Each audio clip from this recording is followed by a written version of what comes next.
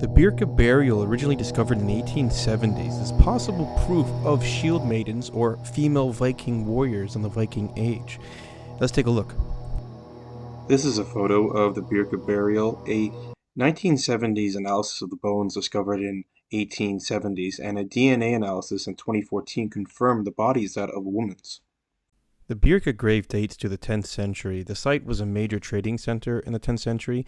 Within the grave, we see two weapons, battle axe and a sword, two horses, a male and a female, metal stirrups, as well as gaming pieces and dice, possibly a form of chess the Vikings played called hentafel. It reflects an elite of society, the grave. On the island of Bjorko, Sweden, archaeologist Hjalmar Stolpe made the initial discovery and called the grave BJ581. Now, ironically, this grave became a model for what elite Viking warrior graves should look like. The irony stems from the fact that it was always assumed that the deceased was a male based on the assumption that they were also a warrior based on the grave goods, and the female Viking has always been romanticized in the 19th century, and also modern TV shows like the Vikings have also done this, so this is a good subject to get into. Viking is a verb. It means to raid. Dregner is a runic inscription that was an identifier. It means noble warrior, a term applied to male and female as well. Now, from English perspective, Lindisfarne to the Battle of Stamford Bridge is the Viking Age, and the Scandinavian peoples were known for seafaring, trading, and violently raiding and colonizing Europe, North America. Now, it's not widely acknowledged, but the Scandinavian-speaking peoples, the Vikings, really developed a lot culturally through their contact with a people who we refer to collectively and ahistorically as Celtic.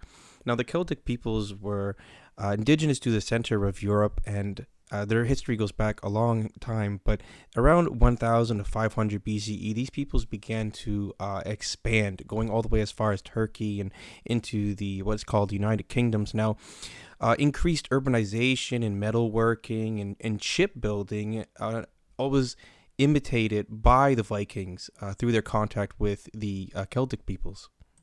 The Roman Empire by the 2nd century effectively colonized the Celtic peoples and pushed them to the fringe areas. But if you turn to an artifact from the early Roman period, the Gunderstorp cauldron, we see evidence of a Scandinavian Celtic exchange. So the object is considered an example of Scandinavian religion being elevated through the Celtic artistic tradition associated with the Litien site. Returning to the shield maiden, so the most famous and modern would be Lagertha, wife of Ragnar in the Vikings TV show. So to really unpack and see if, the reality of female warriors with regards to the Birka grave and what we know about the society. So let's take a deeper look at what we know. And did female Vikings actually go Viking or raiding? Now, Viking women could be hustreya, or official wives, who appear to have had the most authority. Descent was bilineal, so your mother mattered as much as your father in descent. Viking women could get divorced, and also the sagas refer to female Vikings as drenger, or noble warriors. So what this really means in a society like the Vikings. It's important to note that in a society like the Vikings, warfare and its associated material culture permeated all aspects of social life. So the burial doesn't automatically convey that she was in fact a warrior. Now, the game associated is called hentafel. You can download it for your phone. It's very fun, very difficult actually, and it could convey it conveys the status of the person involved in strategy. But modern depictions like Lagertha and the gender parity of shield maidens and male warriors in modern TV, it doesn't really hold up to our understandings. But the first wives of Viking rulers, they were known as key holders, and they wore it as a pendant to mark their status, but they were not warriors. However, there were exceptions to the patriarchal nature of Scandinavian society at that time, but these exceptions were quite exceptional in that they were rare. For example, in the 13th saga, so after the Viking Age is concluded, we have the Red Woman, Russia.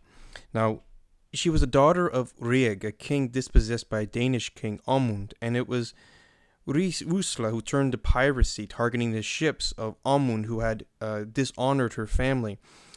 And her companion, Stilka, refused marriage in order to become a pirate. And so we see these stories, in my opinion, reflect the exceptional and restricted context in which women in Viking society could actually engage in warfare. Now, the tale of Rusula goes back to the 5th or 6th century, so a few centuries before the Birka burial.